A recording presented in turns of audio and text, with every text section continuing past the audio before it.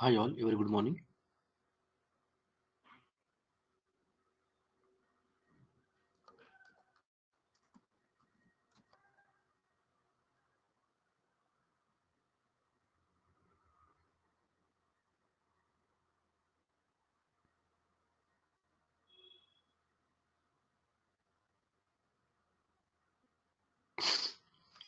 So in the part of our last class, we were able to look through what is Route 53 and what are the different types of record sets that I can actually have through.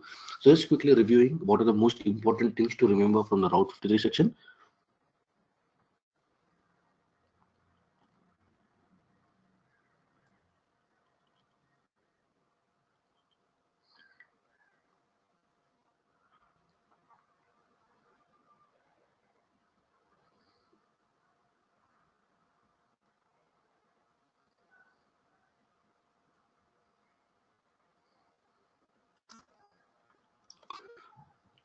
Yeah, so most importantly, what are the different type of record sets that we have? So one of them is SOA, that is start of authority. Then we have NS, that is name servers. Then we have A, that is address record, and then we have CNAME, that is canonical name. And then we have alias, that is specifically used inside the AWS to map the resources like elastic load balancers or CloudFront distributions or any other domain that is hosted in the Route 53 itself. And then we learned about what is naked domain or a zone apex or a apex record. So specifically, whenever we register a domain, we register it with a naked domain, and that is being put across into the Route 53 in order to create the A record that is mapped with the elastic load balancer using the alias. And one more important thing in terms of the Route 53 is, let me log into the console.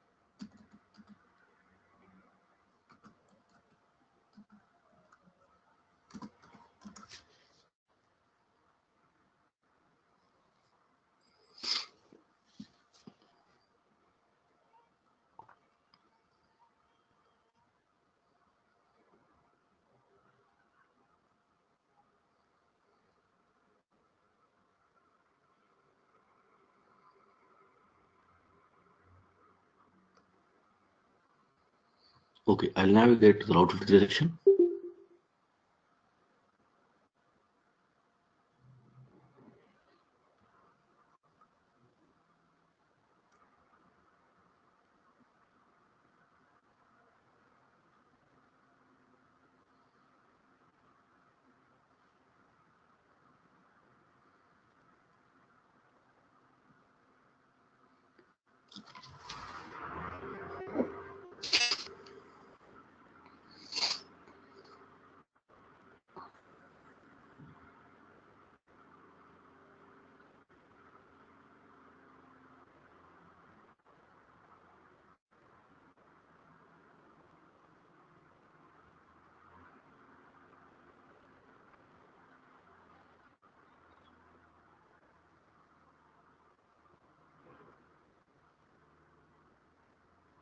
It's taking a while to load through.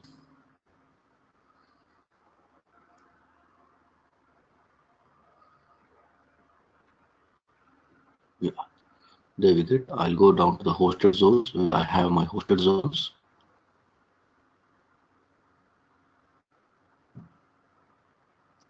So I'll select this one, AWS 10.2017.tk. So from the console perspective, the most important things to remember are what are the different types of record sets we can create. That is simple. Yeah, I'll just put it here. Yeah, so that is simple, weighted, latency, failover, and the geolocation. These are the different types of routing policies that we can create. And when we are going to select alias, what are the different types of options we get. So that is again the most important thing. So if I click on this and click on enter the targets, so first thing is S3 website endpoint. So if you remember from the part of the S3 section where we learned how to use S3 bucket as a static website hosting, so we get one endpoint, but that is not user friendly. So in case if you want to make it user friendly, so you can actually make use of this Route 53 and map that S3 endpoint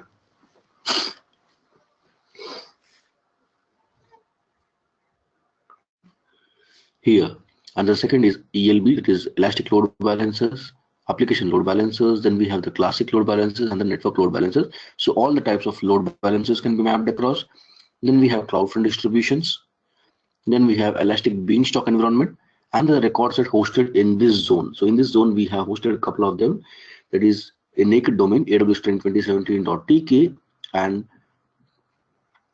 the full one, that is www.aws2017.tk. So these are the important points to remember. Sometimes in the interview they do ask, or even in the exam we get a question, what are the different types that we can actually map across into the alias. So it is really good to remember what are the different options. So all three different types of load balancers, that is application, classic, and the network load balancer, and then the S3 endpoint. Coming down, you'll be able to see CloudFront, elastic beanstalk environment, and the record sets hosted in this zone. So these are the different target points which we can map across in the Amazon AWS. So it was a quick review of what we learned in the last part about Route 53. Now today we are going to make an introduction to the databases section.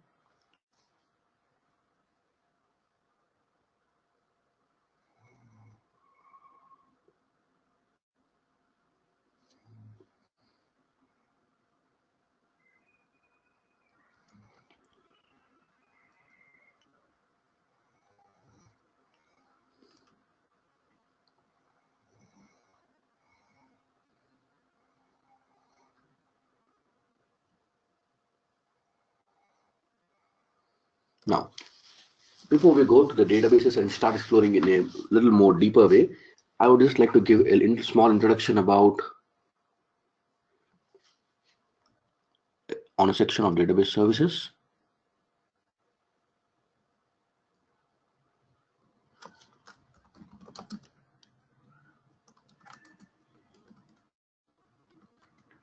No, we cannot use directly, but only thing is we can, if you put no here in the value, you can directly put the EC2 instance IP address. That is one other way of putting it across. But apart from that, no, because when you're trying to host something as a web server, that is where Route 53 is being used across. So your resources will be only among these things, either the IP address directly of a EC2 machine, which can be put here, or in the alias you can see you have got all these endpoints. That's it.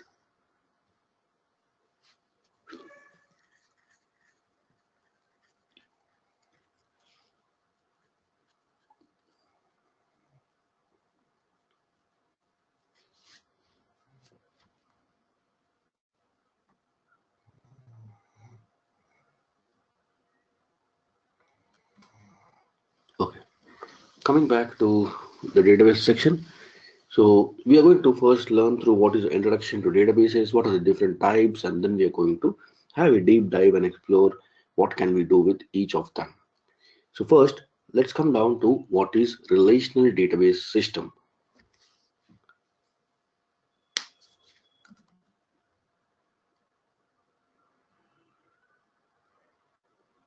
The traffic flow, you mean this one, the traffic policies and the policy records?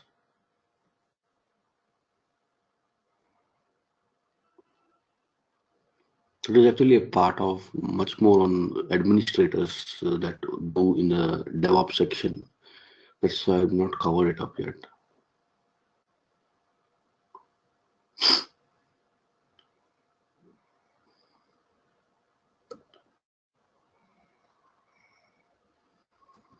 Here is shown DNS request, failover rules, weighted rule, and then okay, you can actually set across the policies that we have learned, right? Different routing policies we have, weighted, and then the failover policies. So you can actually implement not just one. If you want to implement multiple routing policies, that is where you can actually create a flow here. So here is showing up the records. right? So people are trying to access the website from outside world, where you see that is the it is actually trying to come and find for a record. Now we have actually written the failover rules. So this is the primary region and this is the secondary region. So usually this will be the active and this will be the passive. So until the active is working, so all the connections will go down to the active. Let me.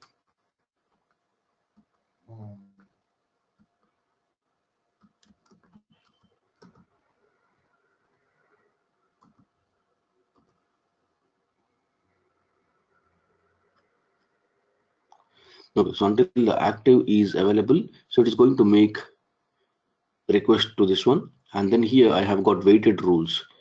So weight is 90% and 10%. So 90% of the traffic is being sent here onto this ELB, and 10% traffic is being sent to this one. And if completely this fails off, it automatically sends a request to secondary, and secondary is directly mapped to a one of the record set that is on the ELB or something else. And what else can we do with the traffic policies? Visual editor, configure the traffic policies, create multiple versions of traffic policies. So you can create actually multiple versions and then create a flow across it. So how do you want to have a flow for your website? So if you want to implement something like the way Amazon has set up now, right? So the moment I go ahead and say Amazon dot in also works, dot com also works. So they have all of this. So they might have actually put across firstly this failover rule, primary and the secondary, and in the next step they would have put across this geolocation policy. So if the user is from so and so specific geolocation, or maybe the first geolocation will come in the Amazon part, and then it checks for the failover rules, and then it may check in case if they want to put across any weighted rules, or then they'll have a latency based routing, so that any user which is nearby to his, automatically the server will route the policy to it.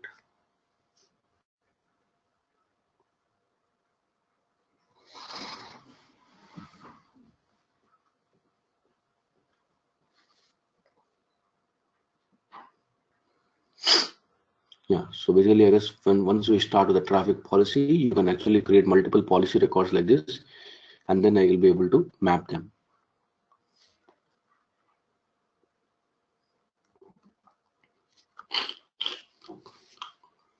Okay, quickly coming back to databases.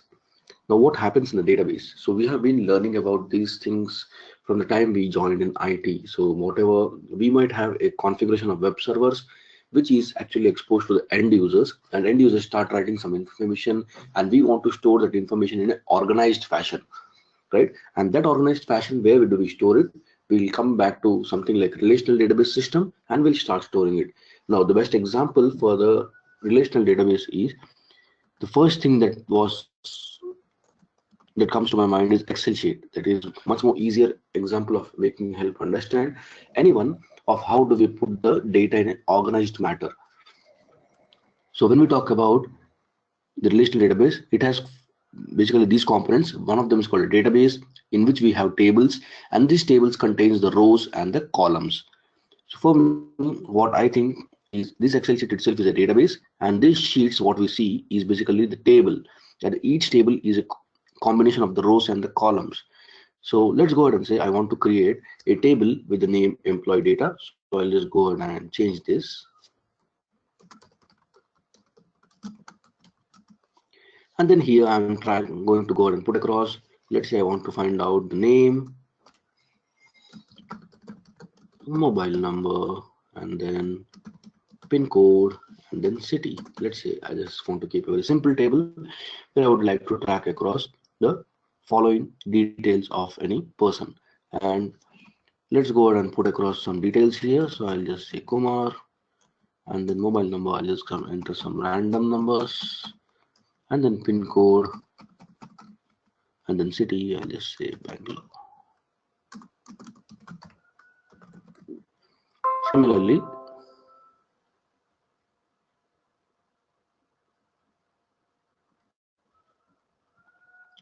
I'll just go across and let put some more names.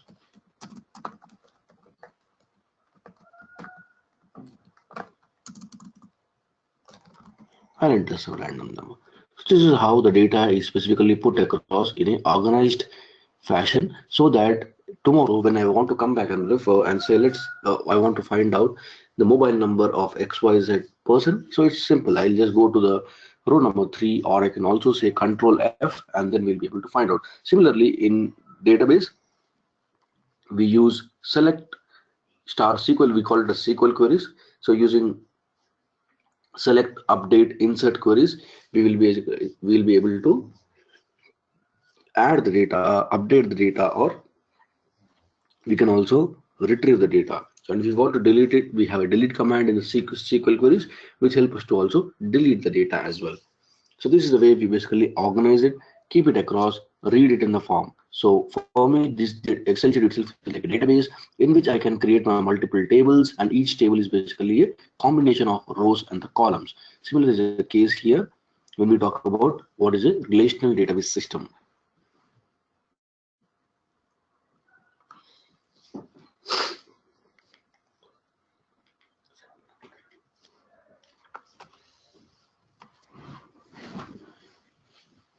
So what all are the types of database systems which are actually available in Amazon AWS console? So we have 6 different types of databases which are available in the AWS platform. So let me show you what are they.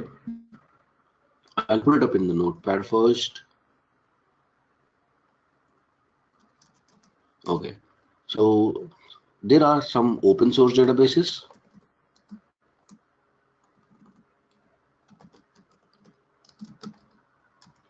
There are some companies who build the databases, and there is something that Amazon has themselves built some.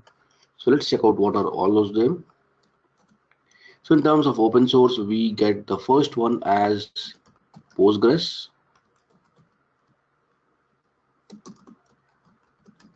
and then we have MySQL. So these are part of open source DBs. And from the companies, we have Oracle that builds up Oracle database, and then we have Microsoft SQL Server. This is by Microsoft company. And Amazon themselves have built a couple of databases. So first is MariaDB, and the second is Aurora.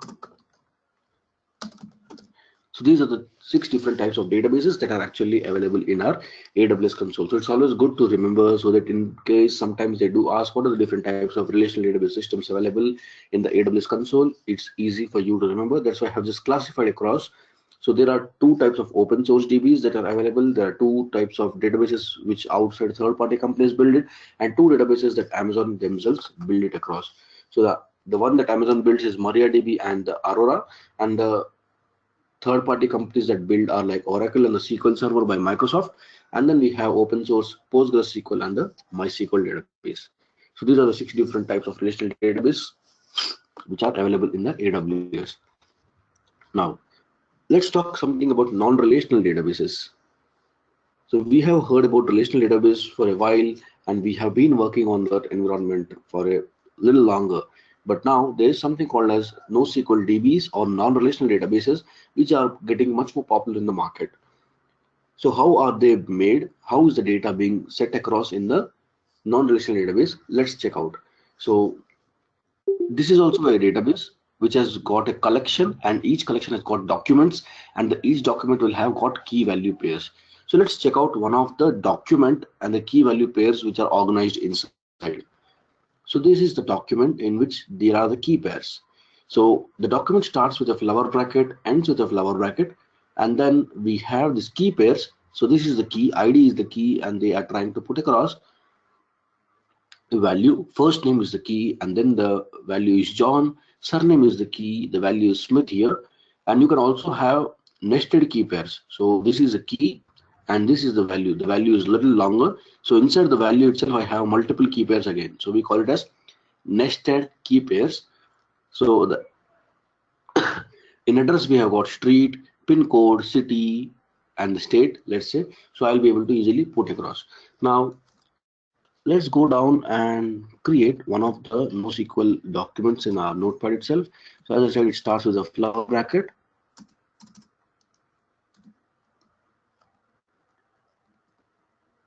NoSQL DBs, we'll come to that. What are the different types here? So we are just talking about first, what is a document? What is a key value pair? So this is a relational database system which can be composed in Excel sheet. But when we talk about the NoSQL DBs, so in the market we have open source databases like MariaDB. No, not Maria, sorry. MongoDB, and then Cassandra. These are the open source databases available in the market. It's not currently available in Amazon yet. They are planning to get it by next couple of months. That was the announcement in the reInvent this year. However, Amazon has its own NoSQL database, which is actually called as DynamoDB. So this is Amazon's own creation, that is DynamoDB in terms of NoSQL DBs. But however, in the market, the most popular are the MongoDB and the Cassandra, which might surely come up by the, I guess, by the first quarter or the second quarter. You should be able to see the update on the Amazon console happening with the MongoDB or Cassandra available for the usage. Now, how are these built? So let's say I want to build across the same kind of document that we have actually built in the SQL databases in the NoSQL. So it's simple. I'll just start with the flower basis, and then here, as I said, it is constituting of key value pairs. So I'll just say name,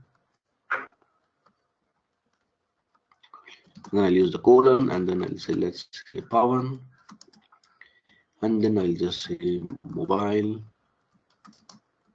Since this is a number, I'll directly write it across.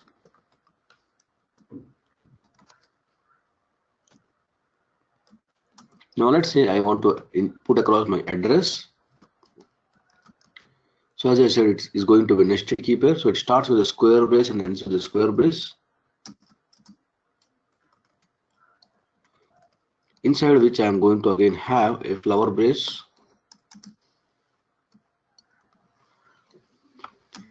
So here I can go start writing the data. So it could be like house number. So I'll just give some random number. And then it will ask you for, let's say, city.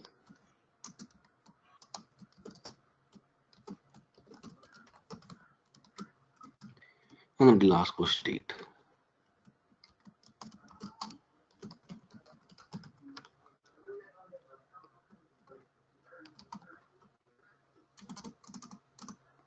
So you can include few more fields if you want to, like pin code, address 1, address 2. So you can put across a lot of different things here. You can put like street and other things. The whole idea is how we write the nested key pairs. So it starts with a square brace, ends with a square brace, inside which again I'll start with the flower braces, and then I'll start writing the key pairs again. Right? So this is how the NoSQL documents are basically built across. And so this is one document inside which I have key pairs. So I will actually have I'll actually have multiple documents, which is actually called as collection, and that collection is actually part of a database.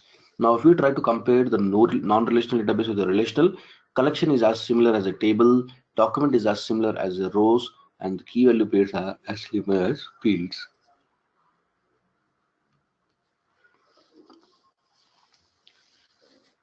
So as I said, DynamoDB is the only part which is available as a NoSQL DB service in the Amazon AWS cloud, and it's its own service. Now, next is data warehousing. So now that we have the data on all the Excel sheets and the NoSQL DBs, so we have got, let's say, a lot of data. What can we do with this data? So that now the time would come when your manager or management will come back and say that I want to find out how many people live in the city Bangalore. So specifically in Excel sheet, what do? We go across and start creating the pivots, or we put across the filters, and then we'll try to find it out across, find out the information, right? So similarly, in the database, what can we do? We have something like data warehousing tools, which will actually help us to make the things much more simpler for us. This JSON query, we'll learn about the NoSQL DBs. So we have a NoSQL DB here on.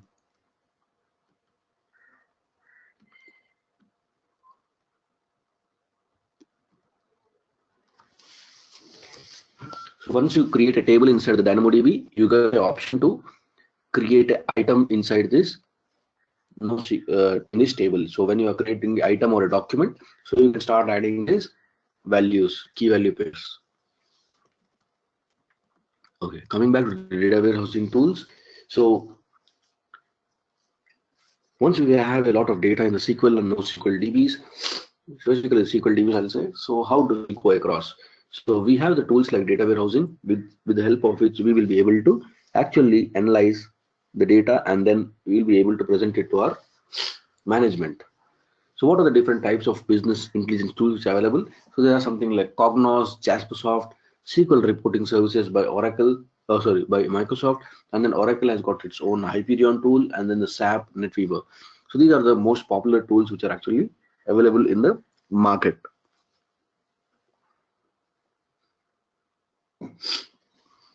So what can we do in data warehousing tools? It basically pulls large and the complex data sets, and it is used by management to do queries such as what is the current performance and what can we achieve for the target in the future. So let me give you one example. So basically we have two different types of transactions. We call it as online transaction processing, that is OLTP, and then we have OLAP, that is online analytical processing. So when we talk about the online transaction processing, it is just about a single record that I need to fetch. Let's say I have placed an order on Amazon. I would go back to backend team and ask them, can you please give me the information of this specific order? So what they'll do, they'll go down and give this order number, and they'll pull up the information such as what is the name, date, when was the address to be delivered, where was the address to be delivered, and what is the delivery status, and all those, etc. Right? See, this is information that we get in the OLTP. That is, I'm trying to find out the information of a single transaction. But when it comes to OLAP, so here my management has asked me to find out the net profit for the product, that is digital radio product. So we have to find out what is the net profit in the EMEA region and the Pacific region. So EMEA is basically a short form for Europe, Middle East, and Asia. So we call it as EMEA. So they have asked me to find out the profit between the EMEA and the Pacific regions. So how do I give? So they have given me just only one line. I just need to find out the profit. So I have to go ahead and get this query resolved. So how do we do it? So I'll go back to my database tables. I'll try to find out how many radios are sold in EMEA, how many radios are sold in Pacific, what is the cost of radio making in each region, because both of them have a different currency. Some places we use euro, some places we use dollars. So it might be a little different for the situation to be calculated with. So I'll have to find out what is the cost of radio in each of these regions. Then what is the sales price of radio in each of this region, and now the sales price minus unit cost is going to give me the profit for one single radio. So I have to multiply the profit with the number of radios that are sold in the EMEA, number of radios that are sold in Pacific. So that is how I'm going to get the complete net profit for my company. So the data warehousing tools basically use different type of architecture, both from the database perspective and the infrastructure layer, because we have to do a lot of this kind of calculations where I need my data to be retrieved much faster and give the results within few minutes or seconds. So the OLAP is all about doing an analytical processing on the data which is available in the RDS database. And finally, we have something called as Elastic Cache. So what can we do with the Elastic Cache? Now, if you have seen this kind of page on the Amazon, let me take you over.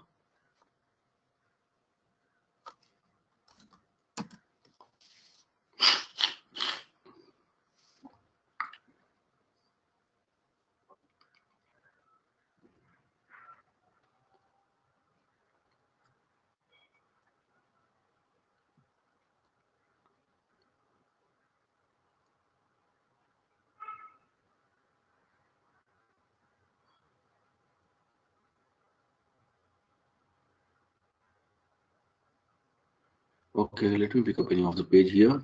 I'll say this one. Now, if you see this page, they have actually updated a lot of information, which is trying to help me with what kind of offer it is about.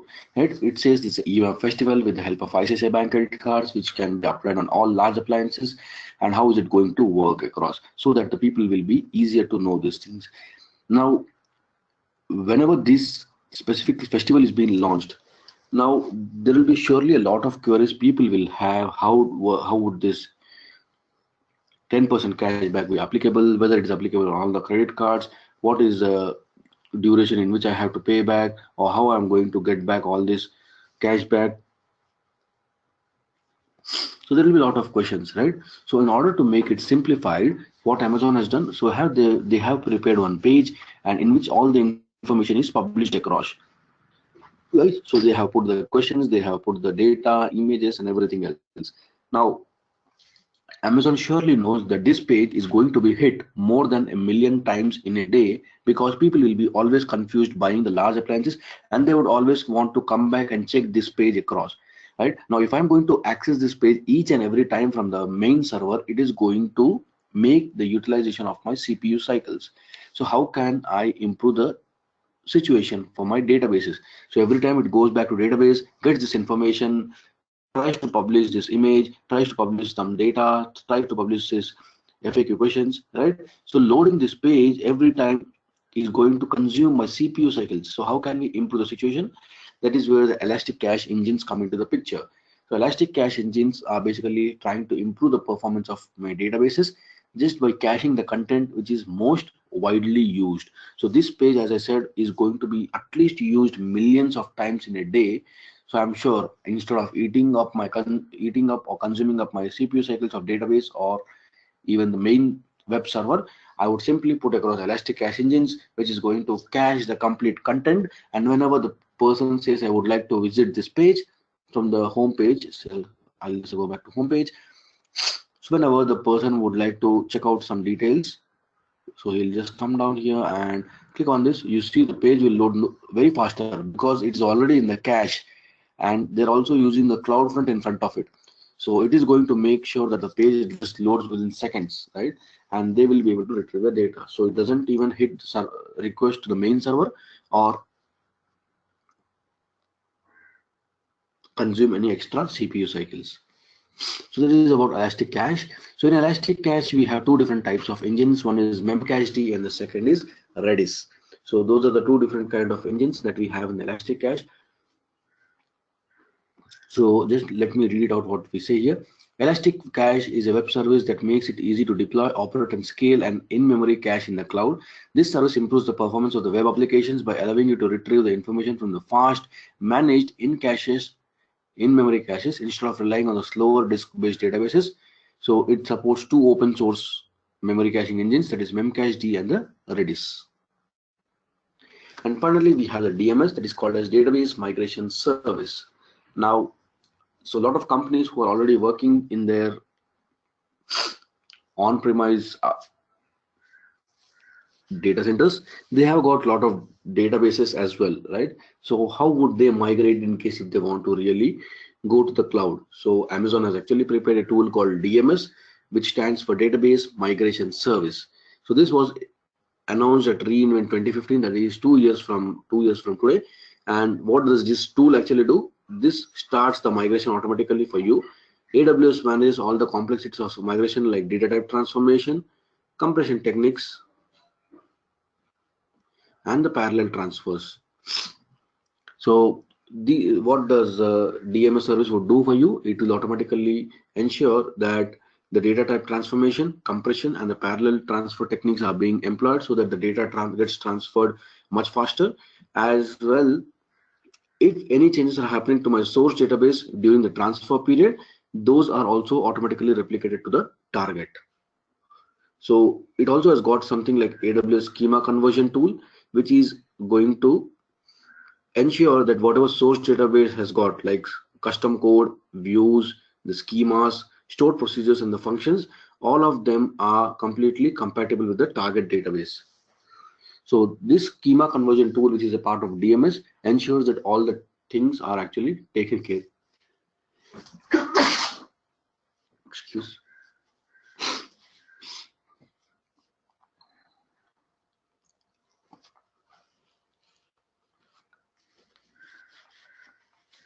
Surely we'll try to accommodate lab for the Elastic Cache and DMS, but we do not have, as a part of this course, because these are actually part of the professional level courses where when we become an architect at a very professional level, that is when we are expected to work with the DMS services, or we work with the elastic cache engines at trying to improve the situations.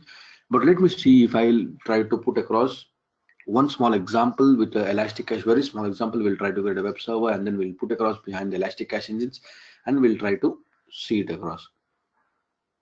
DMS, I cannot guarantee for now because even I have not worked on this part of the DMS, because DMS doesn't help to migrate all kinds of databases. It needs to have only some specific databases. Like if I want to migrate Oracle database, it will not work. It can only help me to migrate some databases which are like MySQL, PostgreSQL on the company's on-premises environment. So only few databases are compatible which can be moved across with DMS. So DMS is still evolving and they are trying to add a lot of information. But I'll try my best to at least help you with how the console of DMS appears, what all data input parameters are required, how can we do or play around with the DMS. So even I'll be glad to learn these services, because I even have not touched base on the DMS part, because we do face a lot of challenges because the place where I work, they have got all the databases in terms of DB2, that is from IBM, and they are having one other database which is Microsoft MS SQL service, SQL Server. So even that cannot be migrated with the help of DMS. So we have these challenges of unable to make use of these DMS services in the real time.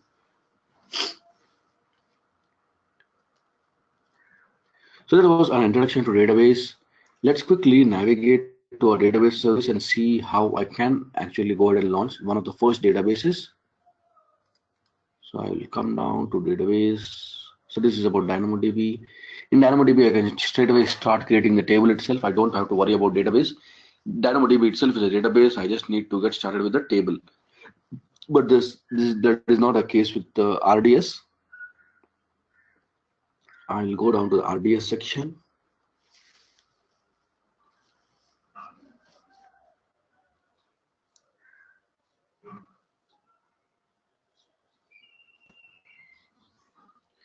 And one more thing, so when we were talking about the data warehousing tools, so Amazon has its own data warehousing tool that is actually called as Redshift. So if you had a look at the services, and in database section we have Amazon Redshift. That is a service from the Amazon itself in terms of the data warehousing tools. Okay, so let's come back to our relational database system, that is RDS.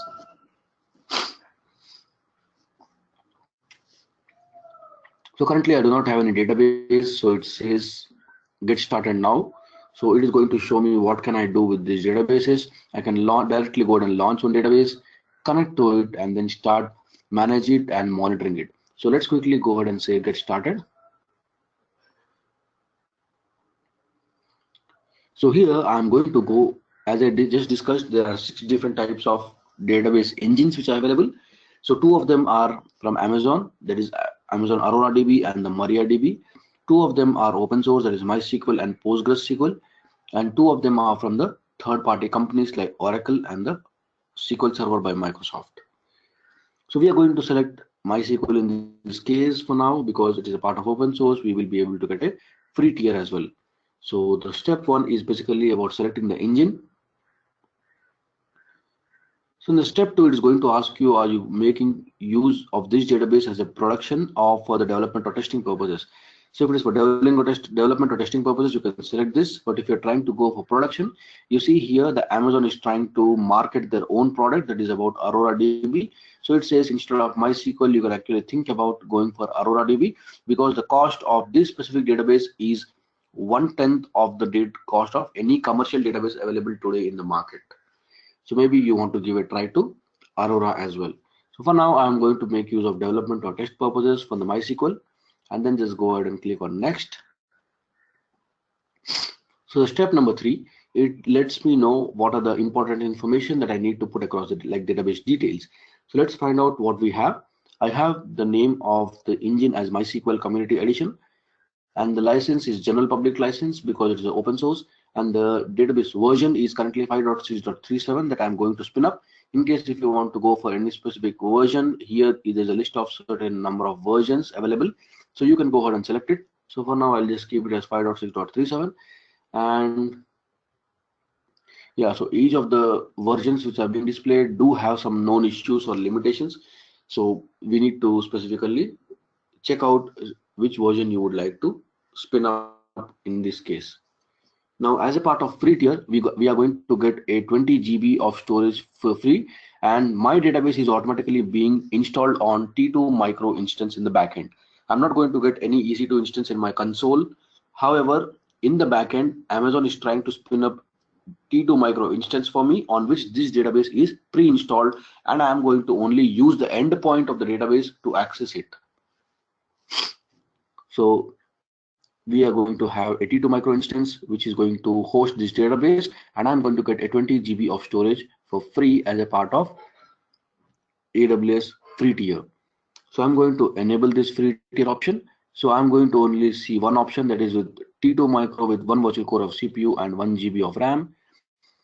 Now if I'm going to make use of free tier, you see that the multi-AZ option is now unavailable, right? So I'll not be able to make my database as multiple availability zone option based, because we are going to make use of free tier.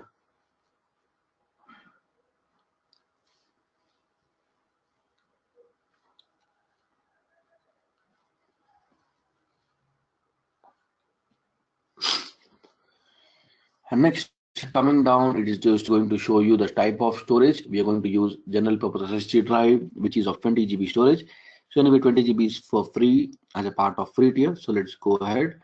And then it's going to ask me what is the identifier of the database, what is the username and the password required to access this. So I'll just go ahead and say AWS training 2018, and I'm going to keep the same this one username and the password as well. So I'm just going to keep it a very simple database for a while.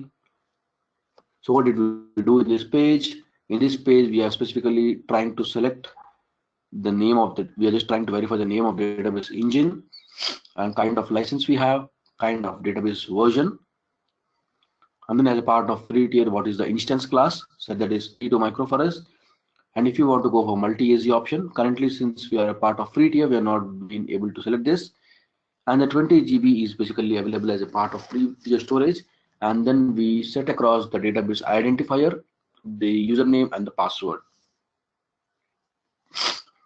So database identifier is the unique way of identifying the number of databases you have in your North Virginia region. So you cannot have two databases which have the identifier as AWS Training 2018, right? So within North Virginia, in case if you want to find out what are all the different databases, you have to give the different database identifiers overall.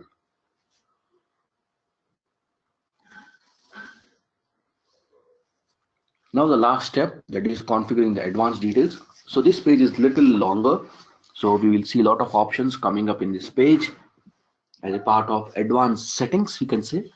Not all options are important, not all options are completely important to be configured.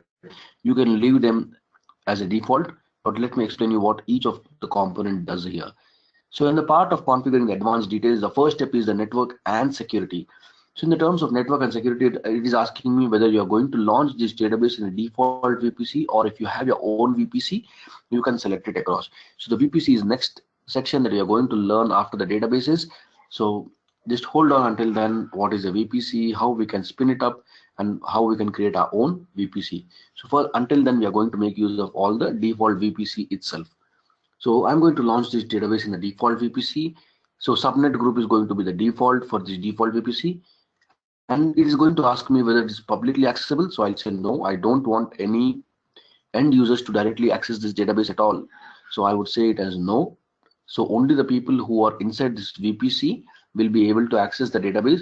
But outside from the VPC who is trying to connect from internet, if you want to restrict the access, just make this publicly accessibility as no. And then it is asking me if you have any availability zone preference. Since North Virginia has got 6 regions, 6 availability zones, you can select where you want to launch this database into. So for now, I do not have any preference. Let's keep it as no preference itself. So let Amazon decide wherever it wants to launch this database. It can be in 1A, 1B, 1C, 1D, or 1E.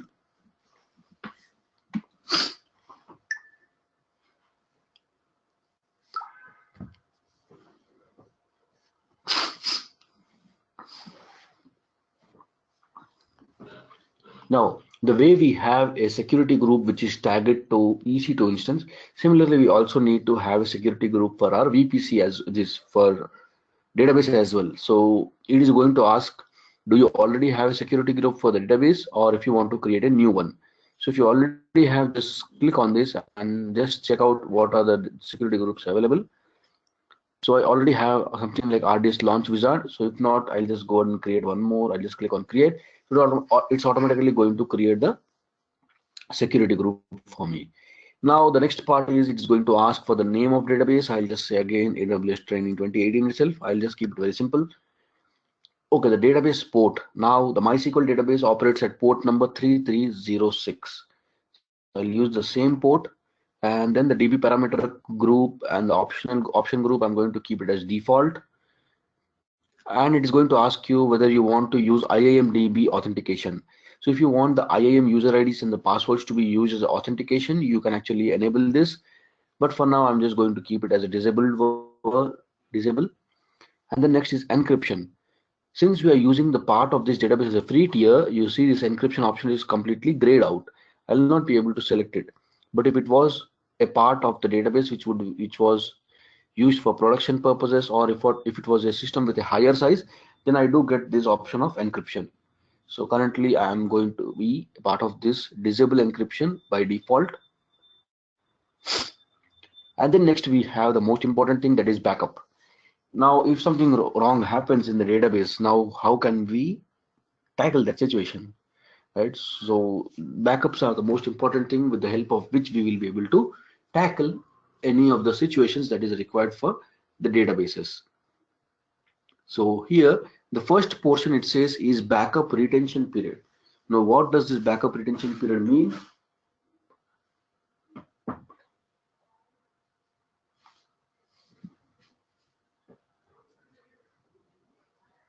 One second.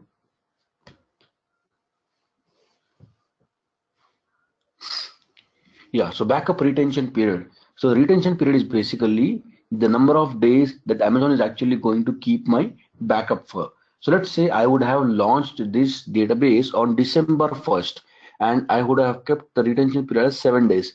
And today is 23rd December. Then what happens in this case? So I will have the backups only from 17th until 23rd, which means only for last 7 days I'll have the backup.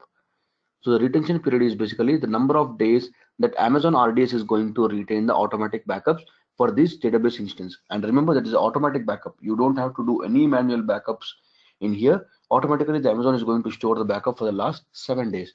Now you get an option here to select the more number of days as well. So if you say you want to keep the data of last 35 days, that is the maximum you can get. So you can go ahead and put it across.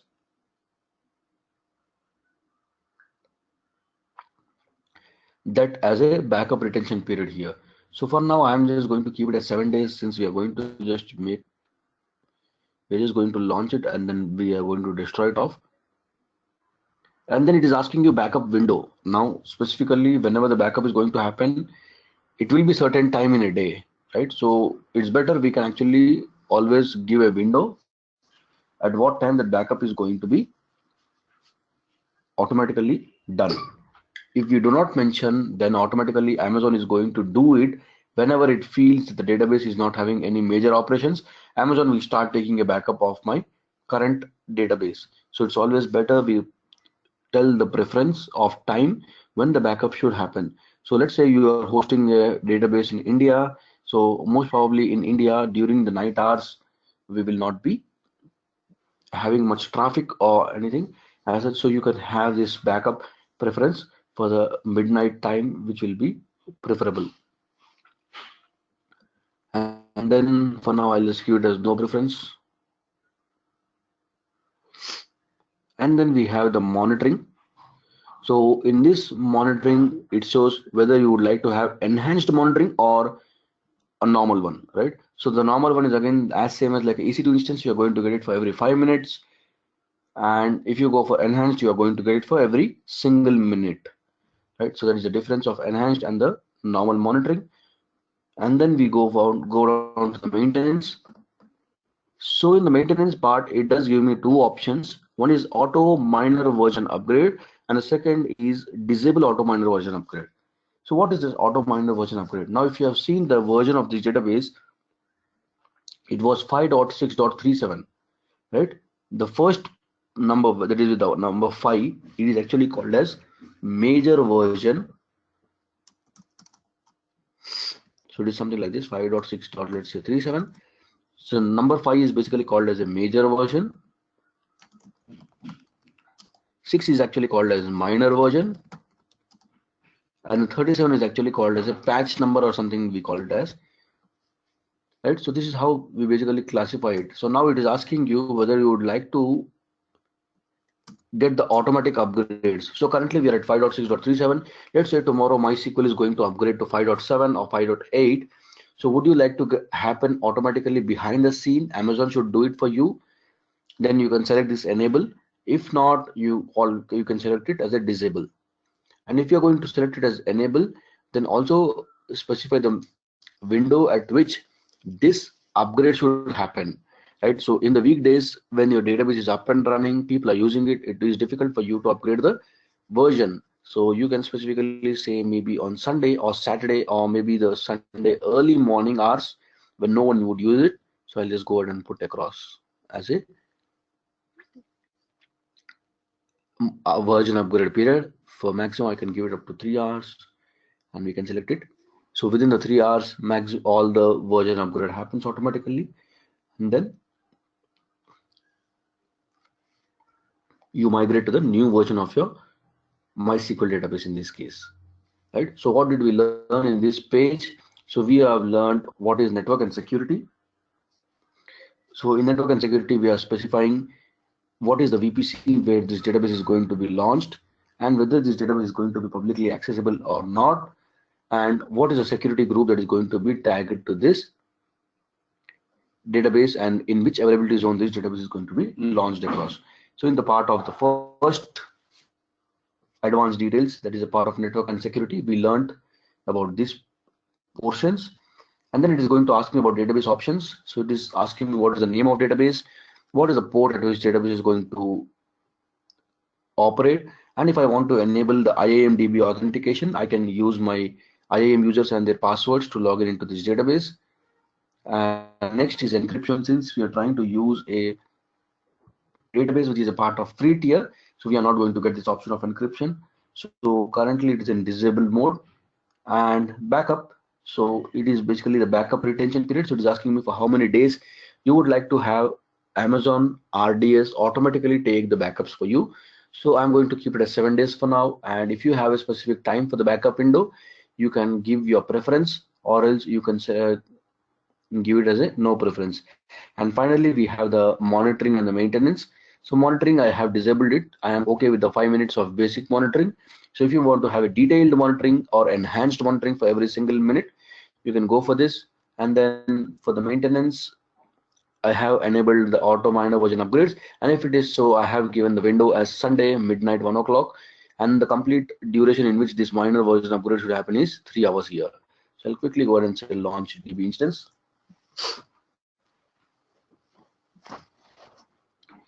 So this is now going to launch a database instance, and this is going to take at least few minutes from here, because databases take a little while.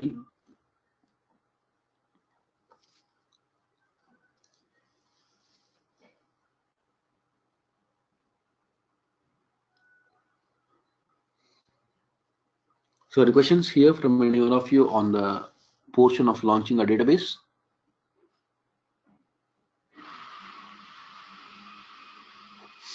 Yeah, so in terms of disaster recovery plans, we are going to learn about it in the next part.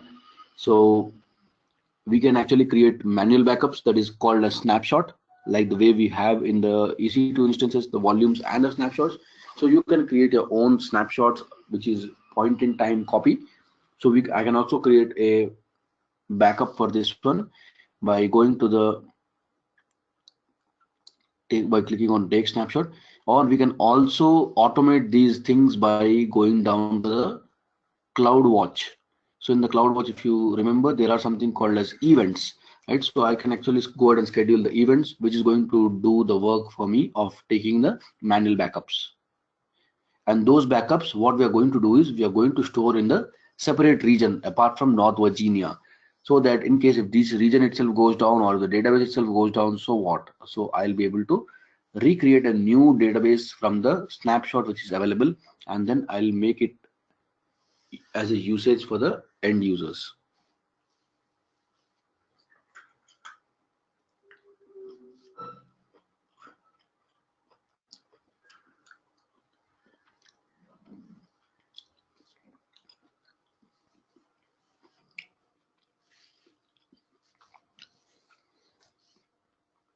So we'll wait for this database to come up in a little while.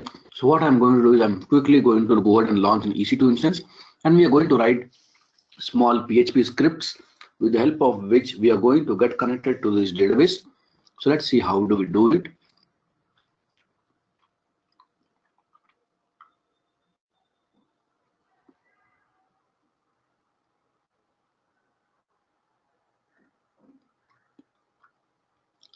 So I'll click on launch database, so launch instance here, and then I'm going to select the Amazon Linux AMI.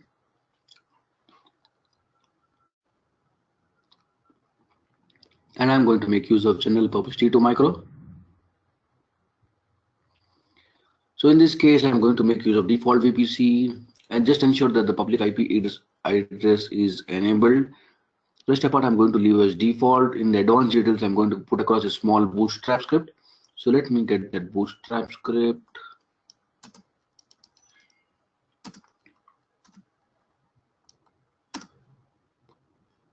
Okay, so here is my bootstrap script. I'll just go ahead and copy this and put it across. I'll help you explain what is there in it. So I'll paste it across here and expand this section.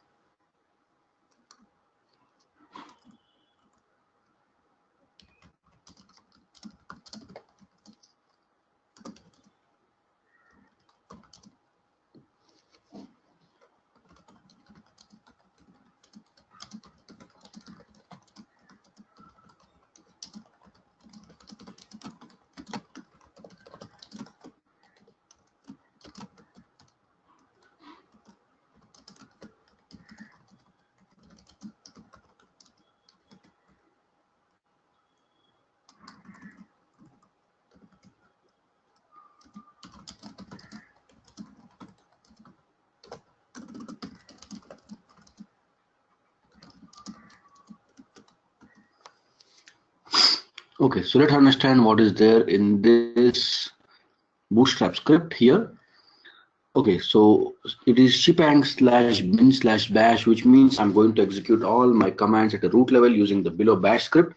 So in the bash script, the first line is yum install. Okay, I'll just keep it first yum update -y, so that I'll install all the security patches which are really important for this system. So if there are any security patches to be applied to the system, I'm going to go ahead and put it across. That is yum update -y. And then I'm trying to go ahead and install the Apache, that is HTTPD. Then I'm trying to install PHP. And then I'm trying to install PHP MySQL in order to get connected to the MySQL database that we have just launched. So I'm trying to install 3 different softwares in one shot using the yum install command. And I have given HTTPD, that is Apache software, PHP, and then the PHP MySQL in order to get connected to the MySQL DB. And then I'm going to ensure that my Apache service, okay, I'll just go and start the Apache service first. That is service HTTPD start. And then I'm going to ensure that my Apache service is always up and running. That is check config HTTPD on. and I'm going to prepare a very small web page here. That is for the, before that, let me go ahead and change the directory to the var www/html. In this HTML directory, I'm going to go ahead and create one small file with the name index.php. So the way we create the index.html file in the HTML language, similarly in the PHP, I can create index.php file. So it's very simple. So I'll just copy this content here, put it across in the notepad. So if you want to create a basic home page of PHP, this is how we create it. It starts with the tags like we have in HTML and followed by the question mark. Then we say PHP info, and then the brackets followed by semicolon and then the question mark. So this is how basically we can create a home page for a sample PHP web page. So I'm going to create a web page here with the name PHP. That is for index.php will be the file which is going to host just a normal PHP web page. And then I'm going to go ahead and get one other file with the name connect.php from the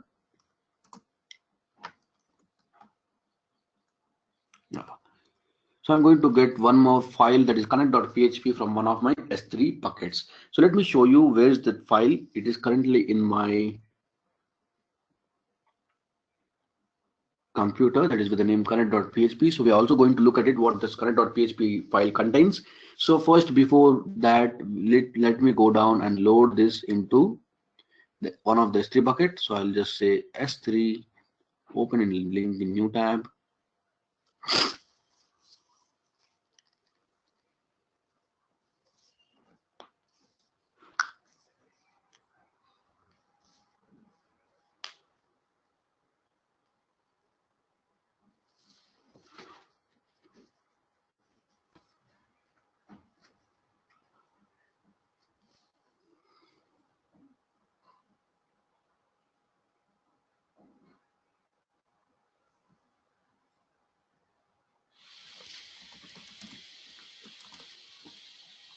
Okay, so S3 is opened up. I do not have any buckets. Let me first create one of the bucket. I'll just name it as AWS Training 2018, and then I'll put it across behind the region that is not Virginia, and then let's say create.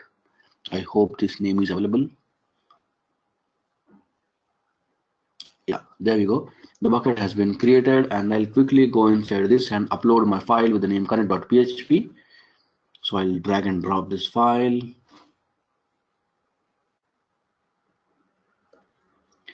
There we go, and I'll quickly go ahead and say upload it. I do not want to set any permissions for now. Once the file is uploaded, we'll make it as a public. There we go, the file has been uploaded. It says success and it has been refreshed. I'm going to make this file as a publicly available. So I'll just say make public and then say yes. So there we go, the file has been made publicly available. You can check it out in the proper permissions here. So it says everyone will be able to read this object. Now all I need is the URL of this object, that is with the name current.php. So I'm going to make use of the same URL in the portion of the bootstrap script. I'm going to completely remove this part and say wget https://s3.amazonaws.com/aws-training2018/connect.php. So this is a place from where I'm going to go ahead and download this file.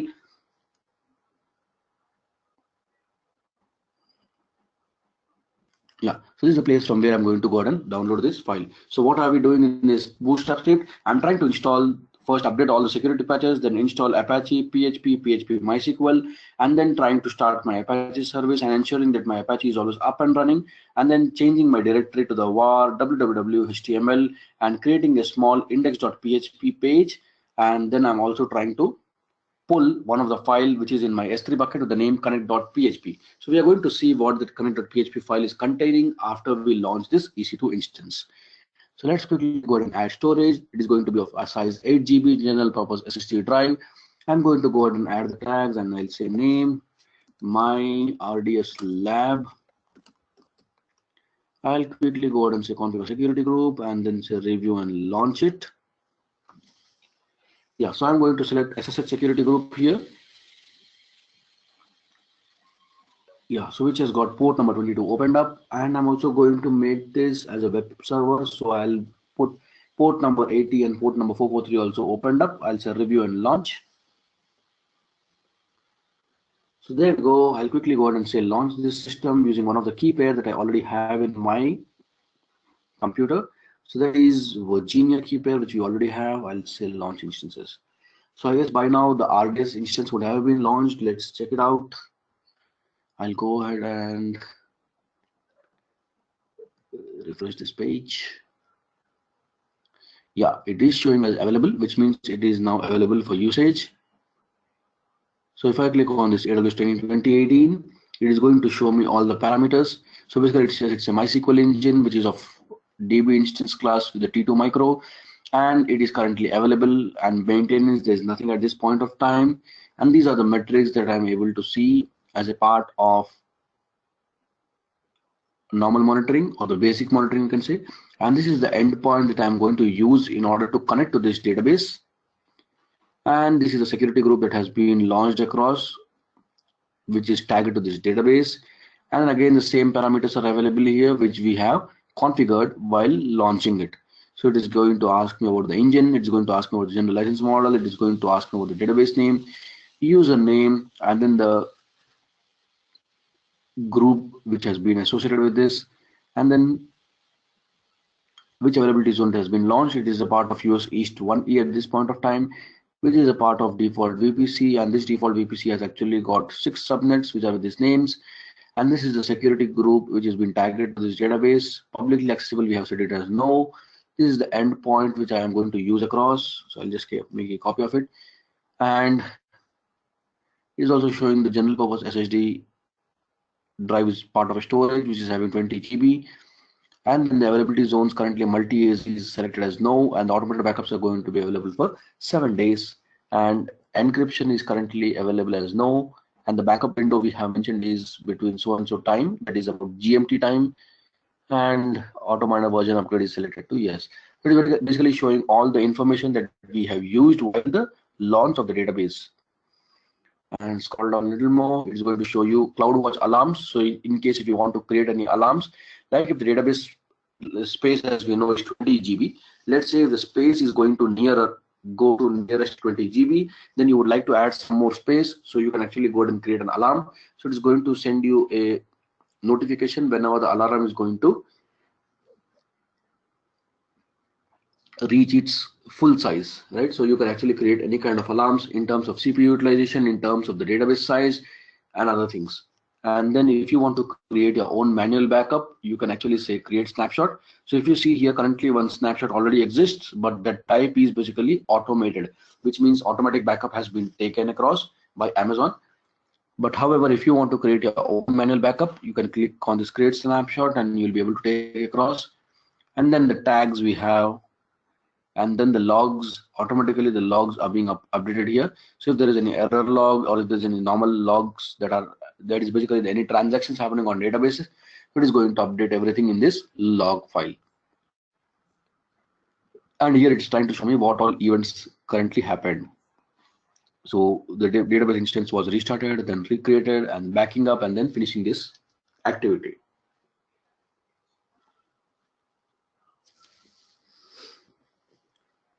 So that was about database. Let's come back to our EC2 instance and check out if everything has run well.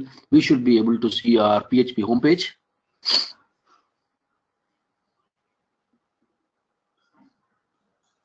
So I'm going to go ahead and copy this IP address and check it out.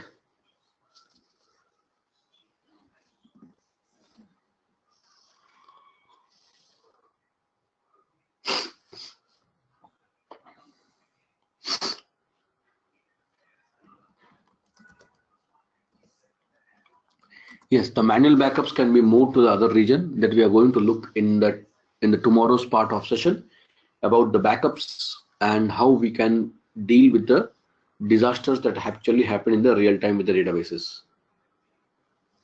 or how we can improve the situation of the databases. So all those things we are going to look in tomorrow's session. In the part of today's session, we are just going to connect our EC2 instance with our database. Okay, so there we go. My PHP homepage is being displayed. So this is how the PHP homepage is going to be. So it has got some information about all the PHP Apache configuration. So that's fine. Now, if I go ahead and if you remember, we have one other file with the name connect.php. So if I go ahead and use it, so it says it is unable to connect to MySQL. Now we have launched a database, but we have not given any parameters from it, right? So we have a username, we have a password, we have the database name, we have the database endpoint, which needs to be actually given to this file, which is connect.php. Only then I'll be able to connect it across. So I'm going to go ahead and log into my database, into my EC2 instance. So I'll open up my SSH console, that is PuTTY terminal.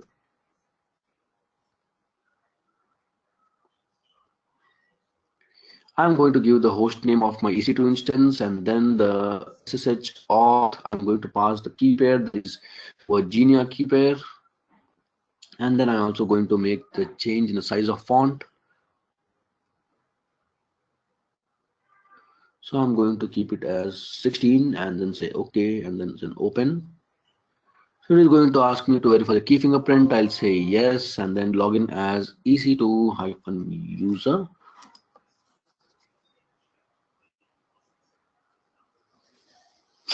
There we go. The first thing I'm going to do is elevate my privileges and then go down to the directory where connect.php file exists. That is in the var www html. So I'll go inside this and then say ls. You will be able to see that the file with the connect.php exists. Let's go ahead inside and see what is there in the connect.php file. I'll say nano connect.php.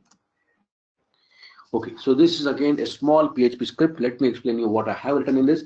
So I'm basically trying to get the username, password, database host name, and the database name in order to connect to a database. So these are the minimum 4 details which are required in order to get connected to your database.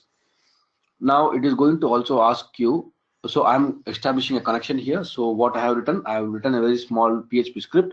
So I'm using this dollar in order to create the new variables. So I have created 4 variables, one with the username, password, host name, and the DB name. Now I'm creating one more variable with the name database handle, in which I'm going to make use of MySQL underscore connect. This function is already available as a part of PHP MySQL installation, which is done in this EC2 instance. So what I'm going to do here is I'm trying to send the host name, I'm trying to send the username, host name, username, and the password. I'm trying to send these three details. And if this function succeeds, then it is going to say connected to MySQL using this username and the password and the host name. If it is unable to establish a connection, it is going to die. So it says unable to connect to a MySQL.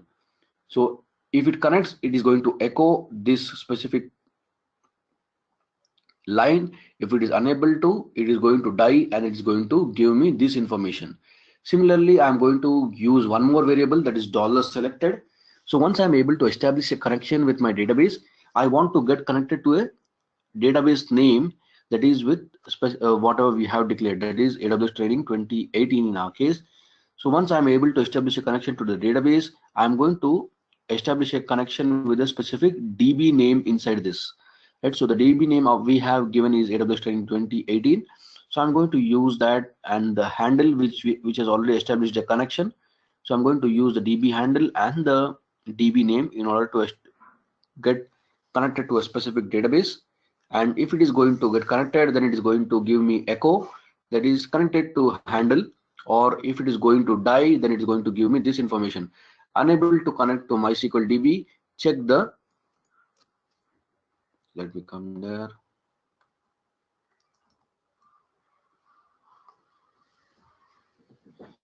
So it says check the database name and try again, right? So it is going to ask you in such a way. So now what I'm going to do is quickly go ahead and copy these 4 parameters from the database section. So we already know the username, password, and the DB name. Only thing I need is host name. So I guess we had copied it. So I'll just go down on the top. So I should have it in my clipboard. So I'll just go ahead and Control V. Okay, I have not copied it, so I'll remove this content. So I'll go down to the RDS, scroll up a little more, and this is the endpoint. And remember, this is at port number 3306, so I'm going to make use of it. And I'll say colon 3306. So this is the endpoint or the host name, we can call it as. And then the username passwords, as we all know, is AWS 2018.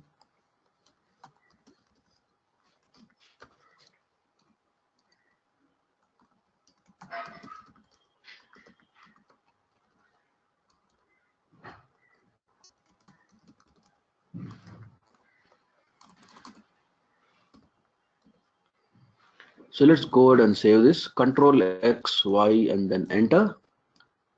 So we have saved it successfully. Now I'll go back to my web page and then try to refresh it.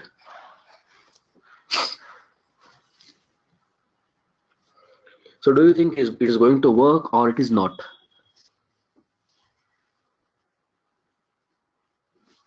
Any inputs from your guys? Yeah. So why do you think it is not going to work at all?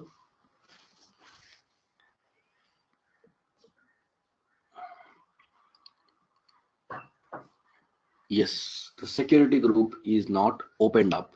So we have given a security group which is tagged to the database, but that security group we have not defined from where the traffic is going to come across. So we have to go back to the EC2 console where I'll be able to see the security group, which is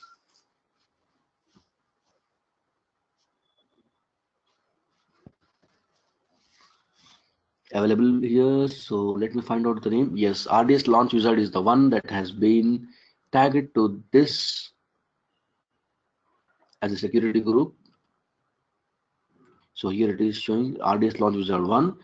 So I'm already inside this security group here. So if I go ahead and check out the inbound connection, it says MySQL Aurora port number 3306. It is opened, but it is specifically tagged to some IP address that I guess it is my own IP address. But remember, we had actually given publicly accessible as no, which means it is not it is not going to allow any connections from the outside this VPC. So I have to send the connection from the VPC itself. So what I'm going to do is I'm going to click on edit. I'm going to remove this, and then here I'm going to type sg hyphen. So I already have a web server, right? So some traffic is coming to the web server, and web server is already inside my VPC. So from VPC, I'll be able to redirect this traffic through MySQL. So whatever traffic is coming to web server, I'm saying only transfer that specific traffic to the MySQL or Aurora that is on port number 3306. So I'll go ahead and say save. And now once this is saved, let's go back to our page. And now if I'm going to make a refresh, there we go. I have been able to establish a connection within no time. So it says connected to MySQL using the username, password, host name, and then the handle.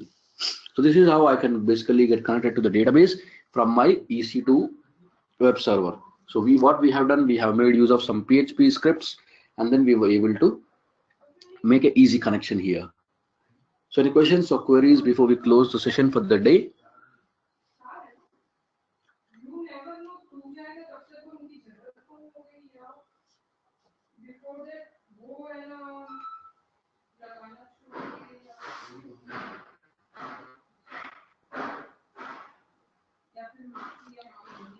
Tomorrow is Sunday, so mostly tomorrow no class, but about Monday, I'm not sure. So if you guys are okay, we can pick up a class on Monday as it is a Christmas. So you guys will also have a holiday. So if you guys want, we can pick it up on Monday, because again on 31st and 1st, I'm not sure whether we'll be able to have the classes or not. So maybe on Monday, in case if you guys are okay with it, we will have a class in the morning.